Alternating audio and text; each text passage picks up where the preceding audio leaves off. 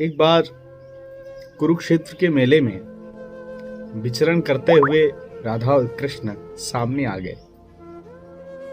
विचलित से कृष्ण, प्रसन्नचित्त सी राधा। कृष्ण सकपकाए, राधा मुस्कुराई। इससे पहले कि कृष्ण कुछ कह पाते, राधा बोल उठी, कैसे हो द्वारिकाधीश।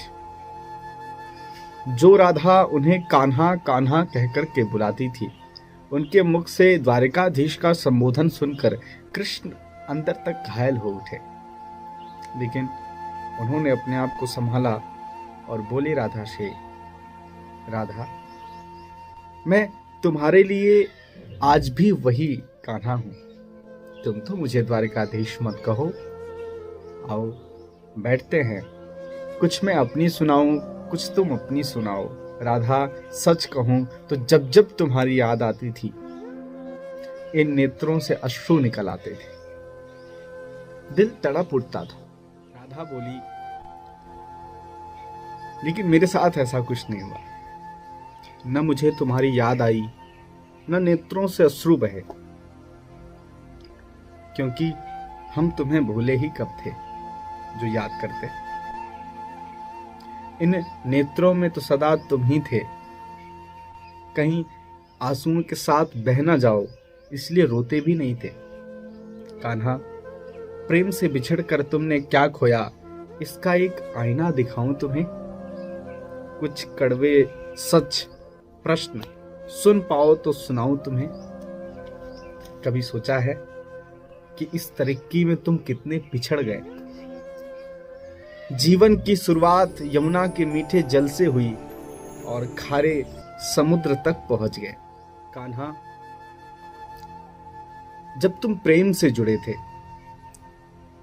तो जो उंगली गोवर्धन पर्वत उठाकर लोगों को विनाश से बचाती थी, वही उंगली क्या क्या रंग दिखाने लगी, सुदर्शन चक्र उठाकर विनाश के काम आने लगी। कान्हा, और द्वारिकाधीश में क्या अंतर है बताऊं तुम्हें। कान्हा होते तो तुम सुदामा के घर जाते, सुदामा तुम्हारे घर नहीं आता। युद्ध में और प्रेम में यही तो फर्क होता है। युद्ध में आप मिटाकर जीतते हो और प्रेम में आप मिटकर जीतते हो। कान्हा, प्रेम में डूबा हुआ व्यक्ति दुखी तो हो सकता है, लेकिन किसी को दुख नहीं दे सकता। आप तो कई कलाओं के स्वामी हो, स्वप्न दूरदृष्टा हो, गीता जैसे ग्रंथ के दाता हो, पर आपने ये कैसा निर्णय लिया। अपनी सेना को कौरवों को दे दी और स्वयं पांडवों की ओर हो लिए। सेना तो प्रजा होती है, राजा पालक होता है, उसका रक्षक होता है।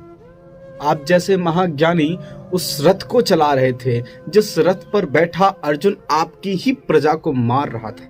प्रजा को मरते देख आपके हृदय में करुणा नहीं जगी, क्योंकि आप प्रेम से शून्य हो गए थे।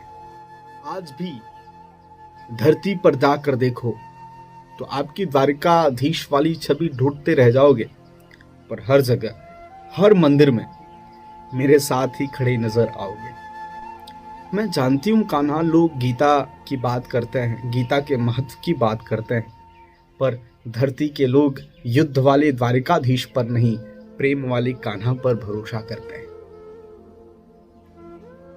गीता में मेरा दूर दूर तक नाम नहीं है, पर आज भी गीता के समापन पर लोग राधे राधे ही कहते हैं। ये कहानी काल्पनिक जरूर है, पर इसके अंदर छिपी हुई सीख बहुत ही महत्वपूर्ण है।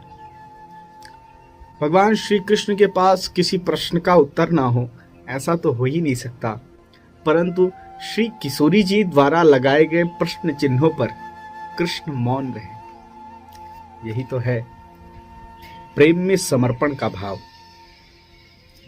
पराक्रम में हमें हर किसी को हराकर जीतना होता है, फिर भी हम जीतकर हार जाते हैं, परंतु प्रेम में एक ही कईयों का दिल जीत लेता है। कि छोटी सी उंगली से गोवर्धन पर्वत उठाने वाले भगवान श्री कृष्ण छोटी सी बांसुरी को दोनों हाथों से उठाते हैं। राधे राधे।